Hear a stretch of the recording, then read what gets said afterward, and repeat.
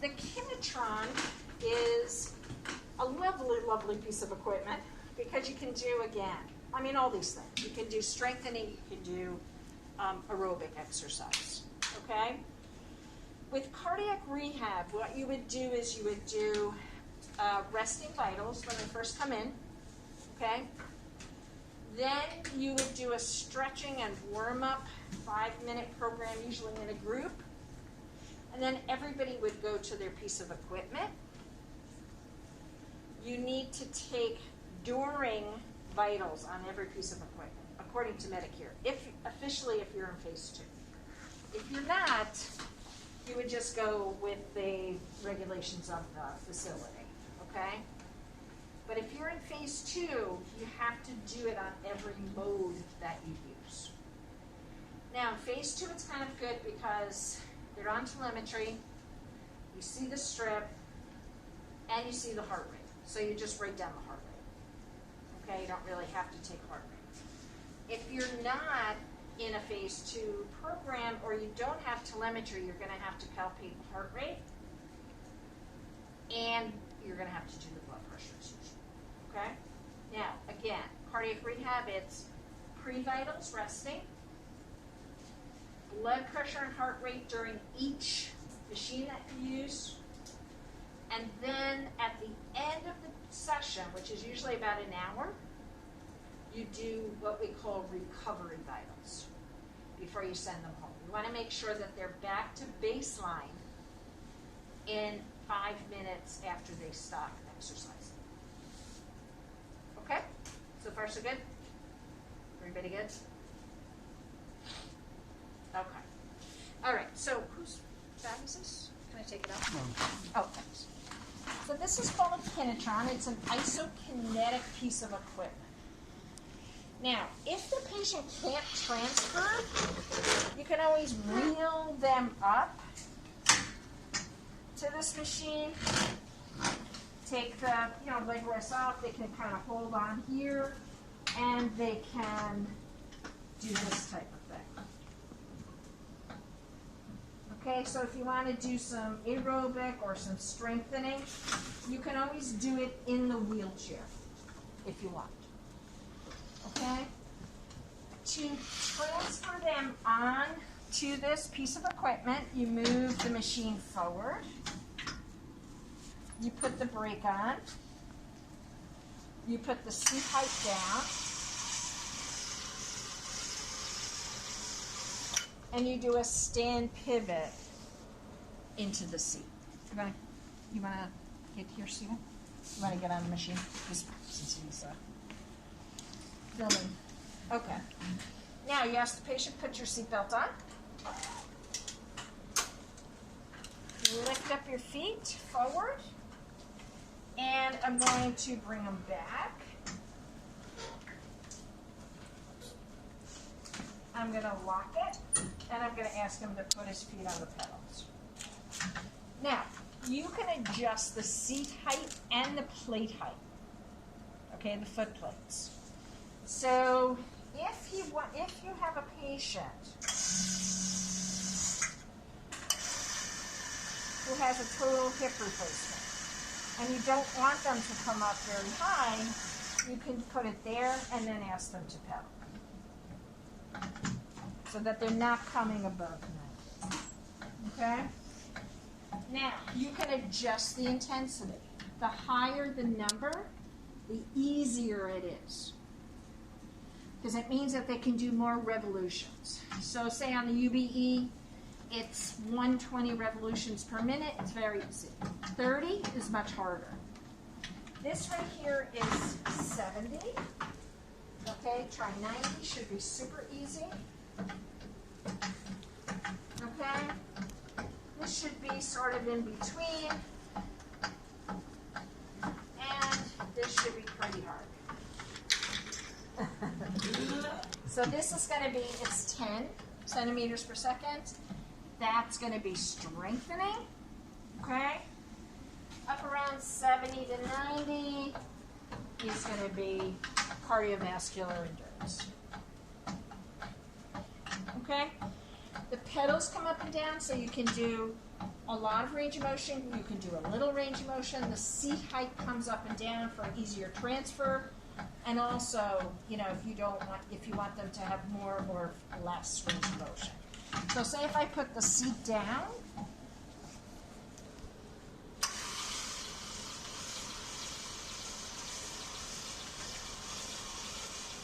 okay, he would have much greater range of motion.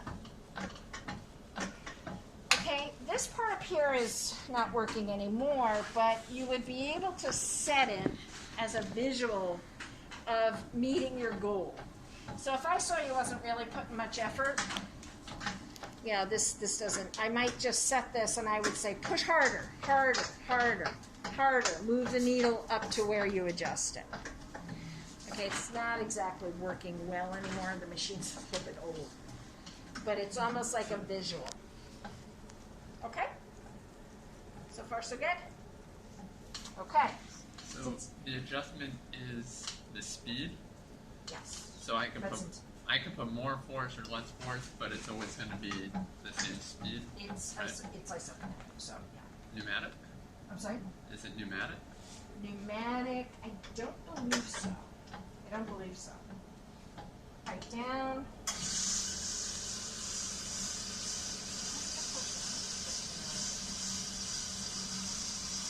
Okay, I'm going to ask him to take his feet out and put them forward. Okay, I'm going to take the brake off. Oh, you don't see, take your seatbelt off for a second. You can also have him stand and do it. It's like a stepper. Can you stand up? And now pedal. So I can use it for that too. Okay, but you have to trust that they're okay and they're balanced and everything. Okay, good. Sit down again for me. Okay. Put your feet out. Pull it forward. Put the brake on, and then help them off. Okay? All right, who wants to go on the treadmill? Treadmill. You always start with your feet off the tread. Okay, so she's going to, you can stand up here, you're going to straddle. Because you never know when you start the machine if it's going to jerk or somebody else didn't turn it off correctly before you. So you always start with the feet on the side, straddle. Okay? This is a safety. If this pulls off, if the patient falls or something, the machine just turns off. Okay? So I always, with my patients, I always put the safety on. I usually just clip it to their shirt, or I can clip it here if you don't mind. Okay, so that if she goes backwards, the machine's going to stop. Okay? All right, so straddle your feet. Okay? Usually with patients, I usually have them hold on, you know, just in case. I start. And then what I do is I start the treadmill, okay? And usually I start around 1.2. It's pretty slow. Go ahead, 2 feet. Okay, 1.2, very slow. It's a good warm-up. Go up to about 2. I'm watching their heart rate. I'm watching them. Okay, 2 is a 30-minute mile. Not too strenuous. Pretty much slower than most of us walk. Okay, but might be okay for our patients. Okay, functional walking is usually between 2.8 and 3.2. That's about a 30-minute mile, give or take, or 20-minute mile, give or take. Okay, 20 blocks in 20 minutes in the city, 20-minute mile. So I'm going to put you up, okay?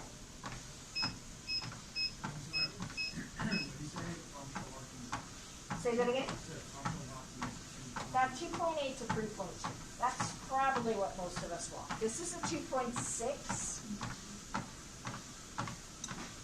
It looks faster on the treadmill. It looks faster on the treadmill. But most of us, if you look at your step counter or whatever you have on your phone, most of you when you're walking, you're probably up around a 3 miles an hour. 2.8.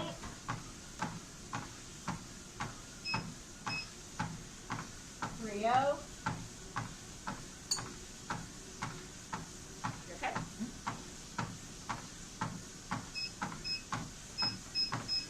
3.5. Okay? A 4 is a very fast walk. That's a 15-minute run. That's fast, right? Around a 5, it's a jog or a run. Okay? Now, I'm watching her heart rate. She's looking good.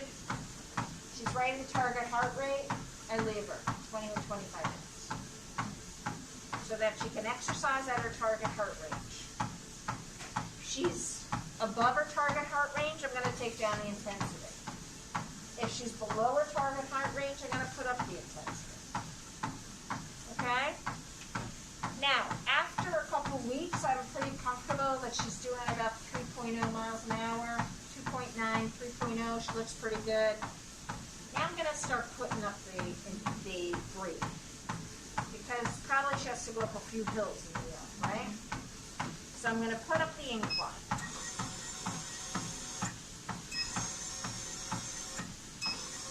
And this should increase her heart rate.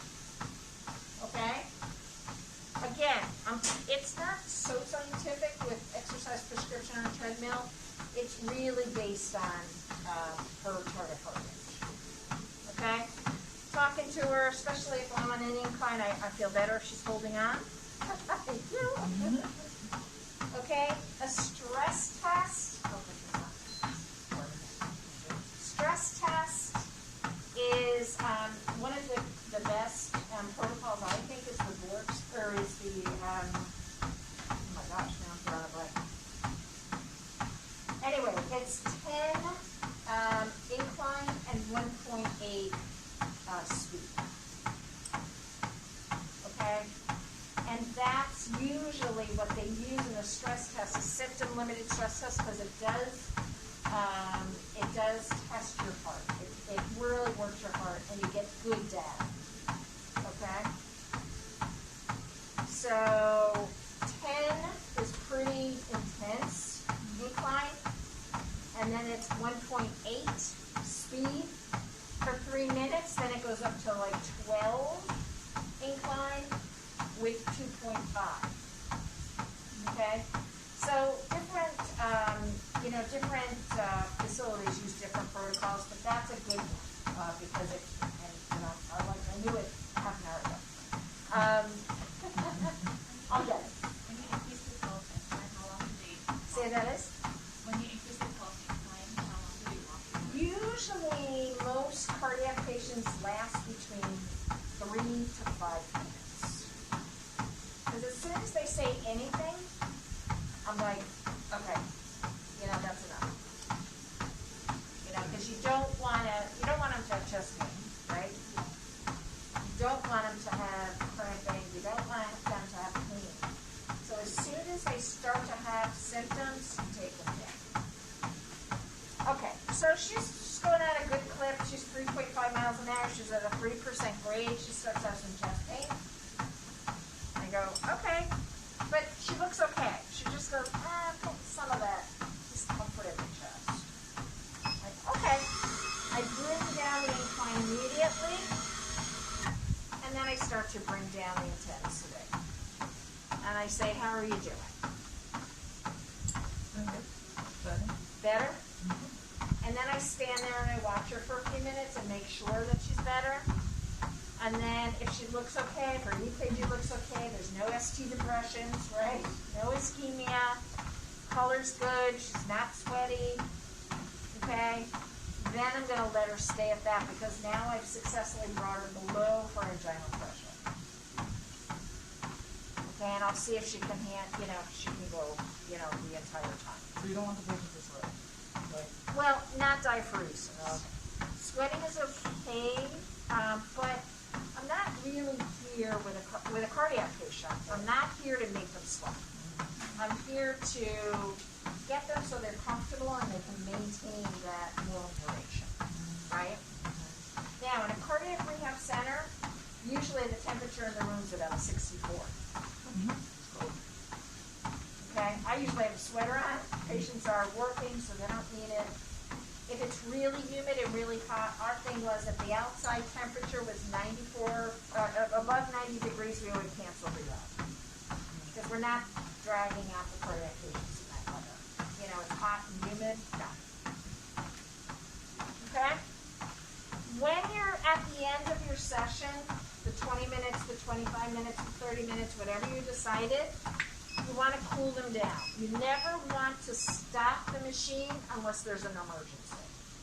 If you can't get them below their inguinal threshold, if they're really having crushing pain, if they really don't feel well, you stop, right, and administer your emergency procedures. Okay, but during a normal session, you have to cool them down. Now, where's all the blood right now? Or a lot of the blood? Where's the blood being shunted? Skated extremities. Where? Extremities. Which ones? Lower. Low, mostly lower, right? It's we call it working muscles, right? So the blood is really working in her working muscles to get oxygenation. Okay? So I'm going to reperfuse by cooling her down. Because if I get her off the treadmill at a 2.8, she's going to go, whoa. Okay? So I'm going to spend between 3 and 5 minutes. A lot of the treadmills, and I'm sure this one does, but this is new for us. But they have cool down modes. You just press cool down and it just takes you down little by little. Okay? I'm going to take her down to about 1.5. Okay? I'm going to tell her I'm going to stop the treadmill. Okay? I'm going to help her off the treadmill. Okay? I'm going to walk with her a little bit. How you doing? Okay? Head's okay? All right, and I'm going to have her walk up and down in the room. Right. Okay, just to reperfuse, make sure she's okay. I don't like to have her go sit because then all the blood pools in your feet. Okay? But I want to make sure that she's reperfusing, that her head is clear, and she feels okay. So, let's say a patient starts having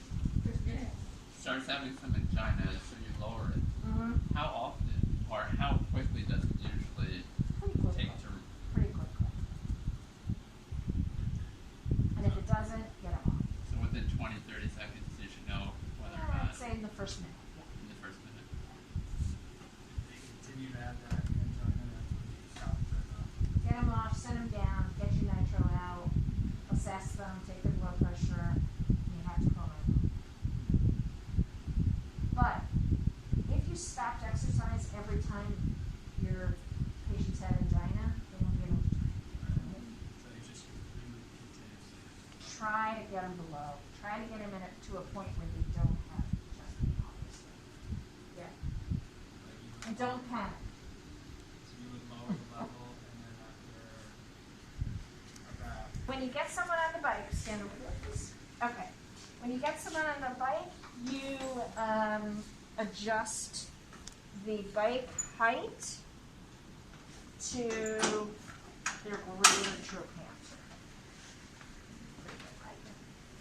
Okay? It's a pretty good guess so that they don't get too much extension and snap their knee in terms of their body. Okay, go ahead, help up. Okay, do a couple of pedals for me. Okay. All right, good. So I'm pretty satisfied that I like the range of motion of her knee, right? She's not snapping. When her leg is down here, she's still got about, 5 degrees of flexion, right? So she's not gonna, with each pedal, snap her knee back. Okay? Go ahead, you can pedal. This is 150 revolutions per minute. Very easy. Still fairly easy. Okay, a little harder. 60. Hard. 30 really hard. Okay, strength.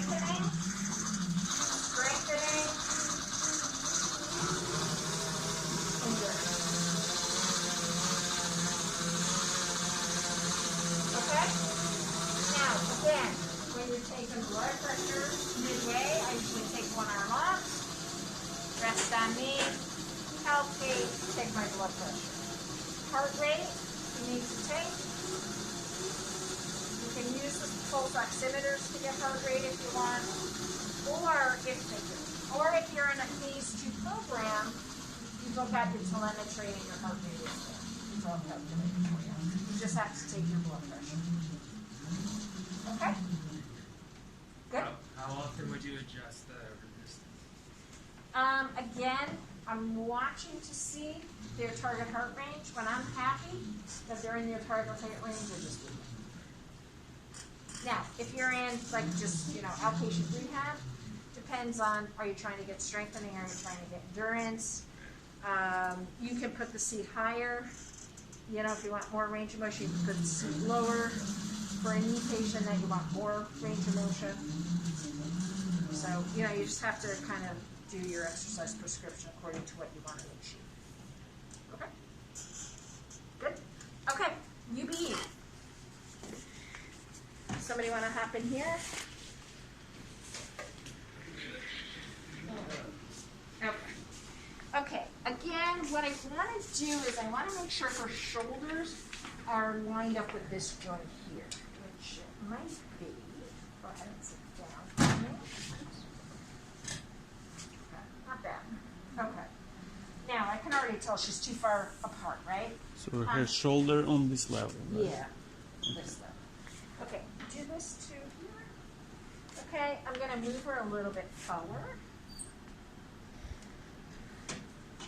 Okay, I'm going to have her take her hands and put it on here. And I'm going to have her do just a few easy revolutions. Because again, I don't want her elbow to snap. I don't want to front rotation, and I don't want hyperextension on her elbow. That looks good. This is 120 revolutions, very easy. Good for endurance. Because the muscle mass of the upper extremities are smaller, they extract more oxygen, more VO2, so the patient's going to fatigue faster. So this might be 30 minutes, that's usually 5 to 10. Okay, then the patient's moved. You can go forward, you can go backward, you have different muscles. If you have a patient, a pulmonary patient that's struggling, you can do 1 minute on, 1 minute off, 2 minutes on, 2 minutes off, whatever you want. Okay? Keep going. This is a little harder. This is more strengthening. And this is what hurts. Feel it? Okay? Heart rate, if you don't have it on if it's not on telemetry or you don't have it on your pulse oximeter, you're going to just take one arm off, go ahead, to get your during vitals. Okay, take your heart rate. And then if you're in cardiac rehab, you need to get exercise vitals for each patient. So you do it during the exercise. It's not so easy, which is why we're practicing, right? During exercise vitals, especially blood pressure, is not easy at all. But according to Medicare guidelines, you have to document during the exercise, okay? So you got to do the best you can. Digital machines, they're okay, certainly easier because you're going to get a readout instead of manually doing it. But if you need to really get exact, you're going to have to try to, get it on the regular blood pressure. Okay? All right, so practice. You got half an hour. On and off the machine, which is a patient in the hospital. So it's chest PT, it's active range of motion, it's ambulation, it's pre and post vitals. In phase 1, you don't have to take during exercise vitals, you usually take pre and post. We do an exercise. Do you do an exercise in phase 1? Yeah, lower extremity, active range of motion. Upper extremity to 90 if you have sternotomy. Okay, marching or lower extremity exercise. Walking on level surfaces. Yeah, that kind of thing. Yeah, I won't, it'll take too long for that. So, but I want to give you that practice. Other questions?